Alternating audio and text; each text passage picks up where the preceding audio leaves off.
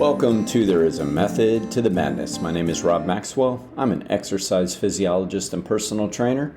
I'm the owner of Maxwell's fitness programs, and I've been in business since 1994. The purpose of this show is to get to the real deal of what really works, and most importantly, why things work. I use the science to answer the questions. Today is going to be part 2 on overtraining. Before I get to that, let me thank Jonathan and Lynn Gilden of the Gilden Group at Realty Pros. They are committed to providing the highest level of customer service in home sales, and they have the reviews and the sales to back that up. Give them a shout, 386-451-2412. If you listened to part 1, and I hope you have, let's get ready for part 2.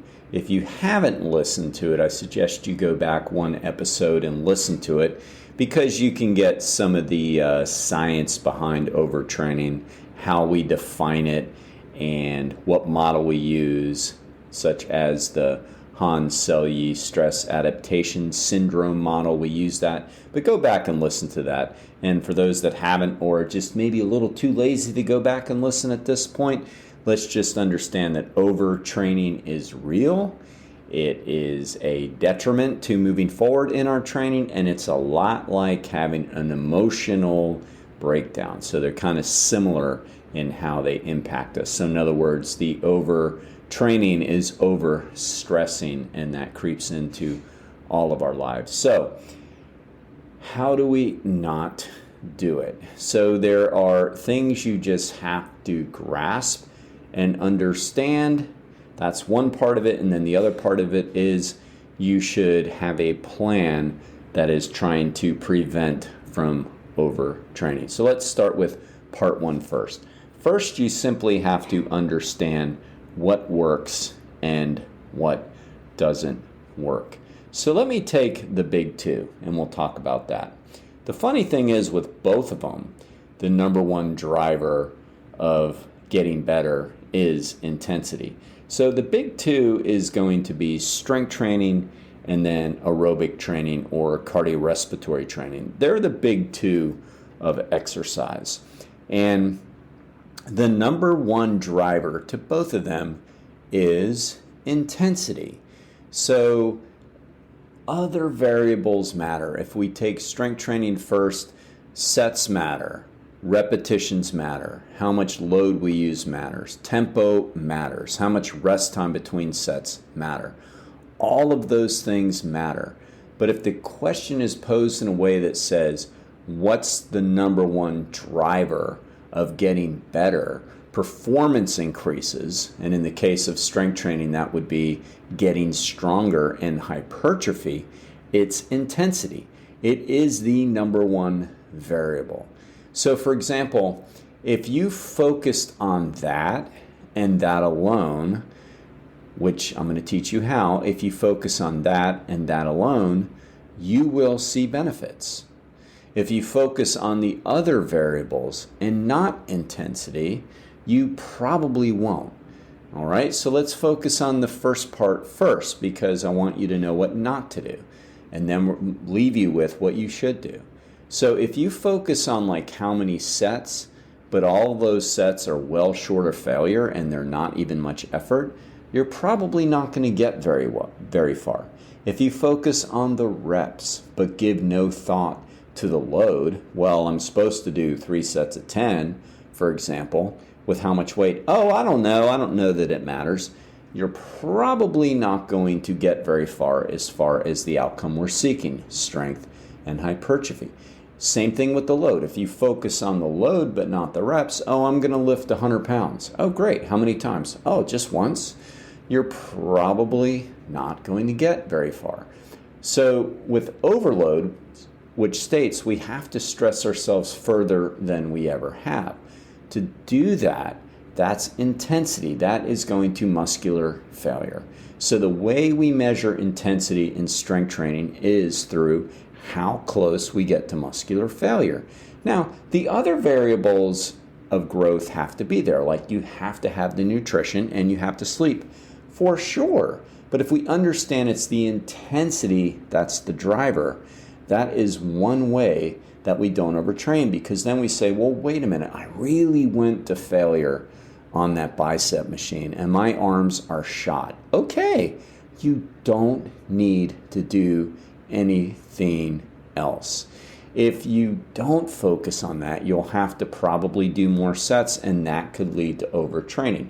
So we have to understand that.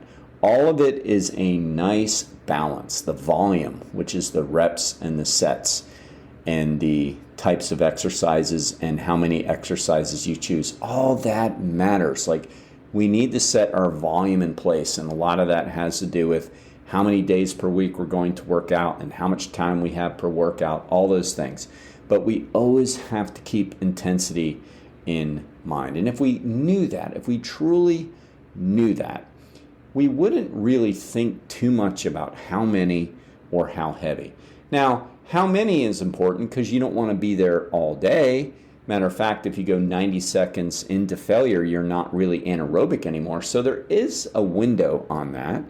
And you don't want to focus on like going too light. So you do need to think about how heavy, because you do want to try to hit failure in that anaerobic window of, say, 30 to 90 seconds. So it does matter.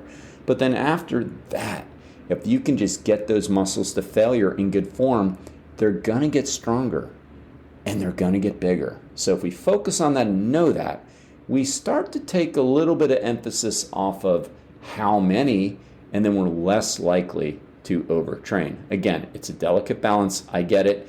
I'm just giving you the wisdom so you can kind of figure this out for yourself. And in cardio, it really is the same thing, as much as people don't really want to get that. Intensity is the driver. The famous Dr. Pollack years ago did wonderful studies out of the University of Florida. Look him up, Michael Pollack. Wonderful studies that said the way we improve our VO2 max, which is the gold standard of cardiorespiratory endurance, it's the way we measure it, is by getting closer to it. Studies have shown that the more fit somebody is, the higher percentage of their VO2 max they have to train at to get further benefits. Now, that's hard, because if you do that every day, you're going to overtrain, and that's not recommended. But that doesn't change the fact it's the truth. What that means is you might have to rethink if you have to do all those easy cardio days too, because that what might be leading to overtraining. I say what might be, because I don't know for sure. I know for sure with me, I'm pretty good at listening to that. I know if I go out and do a harder cardiorespiratory workout and I'm pretty close to my VO2 max, you don't have to be dead on it, but closer. And again, the studies show that the more or the higher your VO2 max is, the higher the percentage you have to be at. So those people that have super high VO2 maxes, man, they got to work really hard to improve it anymore. So the key is knowing that, and then knowing, well, wait a minute, maybe I don't need to do this easy 5 miles because I could potentially be overtraining. So again, you got to work all that out, but it doesn't change the fact that it's the truth. It's the intensity that will make you faster in the sense of cardio. For my triathletes out there, for my runners out there, and my bikers out there, the intensity will make you faster. Now it depends on how much you're sleeping, how much you're eating, and unfortunately how much drugs you're taking to see how much intensity you can take. So if somebody is taking steroids, which help them recover, and by the way, I'm not advocating that. I think that's a very silly thing to do, but they do help people recover. And if they are, well, you know what? They can get away with more hard days, which is a big reason why they do it.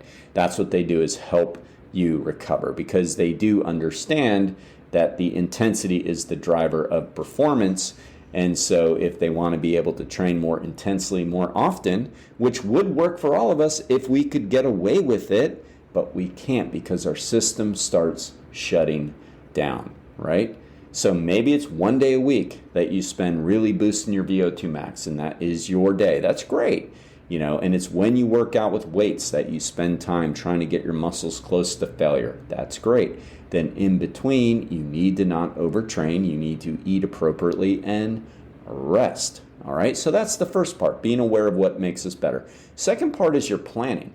So years ago, it's got to be 3, 4, 5 decades now, maybe, yeah, probably 1970s, we as in the United States started working with periodization, and we got it from the Eastern Bloc of Europe. They were kicking our butts at many of the Olympic sports. Some people are cynical and say that's because they were taking drugs that we weren't. I have a hard time buying that. I mean, were they? Probably. Were we? Probably. So that's probably not it. What they did do better than us was they had exercise scientists and scientists in general working with their athletes, and they came up with periodization, which is based off of Selye's general adaptation syndrome that I discussed yesterday. And what they found was that if we can monitor intensity, if we can track intensity, we're going to be less likely to overtrain. So they came up with 2 different models of periodization. And the classic one is what a lot of triathlon and running coach uses now, and that is by block training. And what that means is they start out with pretty low intensity and a normal level of volume. And then as the weeks go, they increase the intensity measurably. So this is cardio first. So they strength training too, but I'm talking about the way the blocks are used in triathlon. So the intensity is built every week. And then the 4th week, there is a deloading week where you're going less of everything you do, especially volume, and in a lot of cases, lower intensity too. And then your next block of training, so your next block, you pick up where you left off and you build again. So you build into the intensity to where the body can adapt before you keep pushing and pushing and pushing. So periodization, that is called linear periodization, or a form of it is block periodization, has worked. And the same is used in the strength training circles that the majority of professional athletes will use. The NSCA, National Strength and Conditioning Association, which I'm a part of, brings this to collegiate and professional athletics, and basically it's periodization as well. And whatever the season is, in the preseason, guys will work on their form, their technique with strength training, and then the next block they will build into a little more volume, so they'll do slightly higher reps with not full on load yet, and then they'll build into like a hypertrophy model where there is heavier loads going to more to failure with less exercises, and then finally they'll peak and they'll be at maximum intensity with the lowest amount of volume, and then they will take their own recovery week, month, depending on the season of the year. So that has worked very well. Now, another form of periodization is nonlinear periodization, which basically means that it's within the week. Easy days, harder days, or intense days with less intense days are built into the program. And that works pretty well. Some people, I think, in strength training make the mistake of saying, well, my easy day is Monday and I do high reps. My medium day is Wednesday, I do mid reps. And my hard, heavy day is Friday, I do low reps, high weight. It's like, well, you're confusing intensity for load, because anybody will tell you that spent any time in the gym, the light day on Monday is equally as hard, if not harder, than the heavy day. If you're going to failure, you're going to failure. And I can promise you this, failure at high reps is a lot harder than failure at low reps. I mean, just think about it from a common sense perspective. If you're doing 15 reps to failure, that takes a while and it hurts and it burns. If you're doing 3 reps to failure, it's over before you know it. So we all know that higher intensity is higher reps. So that's not a great way to do it. But a way that you can do it, the way it's meant to be done scientifically, would be like you take one day in the week and you're really just taking yourself to failure and maybe even beyond failure by doing drop sets and breakdowns and all these types of things, but you're making sure all of your work sets are to failure. And then the other 2 days, and you can gauge them a little bit. One might be not really close to failure at all. Like maybe it's 3 or 4 reps short, but you're really focusing on being mind to muscle. And then your third day, if you're working out 3 days a week, would be closer to failure, but not failure. That would be a good use of periodization, and that would get you the results you're looking for. So you can program that. Now, the hard part is discipline, because so many people don't get it because it's counterintuitive. They think, I've got to work harder to get results. It's like, yes, but also no. You got to be disciplined to say, I get it. I get how we grow. I'm going to crush my muscles 1 day a week, but then I'm going to eat appropriately and sleep right and get my relaxation, whatever else I do, and I'm going to leave it alone, and my other days aren't going to be as hard. That takes discipline, but that's what it takes. And the older you get, the more you need to follow that. Because if you really want to grow, get stronger, get more fit, you're going to have to not overtrain or even get close to overtraining. Because even if you maybe aren't overtrained but don't recover greatly, you're not going to gain muscle. I promise you that. So those are the two ways. I hope this little series helped. It's important to follow the science, know what works. Intensity works, and then we got to rest, and then we got to eat, and we got to keep our weight in check if we're an athlete, and then we'll be our best. Okay, speaking of the best, none better than Overhead Door of Daytona Beach. They are the best garage door company in the state of Florida. The owners here locally are Jeff and his wonderful son, Zach Hawk. All right, sorry, Zachary. Great kid, making up for it now by calling him Jack. All right, but they're absolutely the best. They really are for customer service. They're my go-tos. So give them a shout at overheaddordaytona.com. Please share this. Please download. Until next time, be MaxFit, be Maxwell. See you at the MaxFit Games on Saturday, people.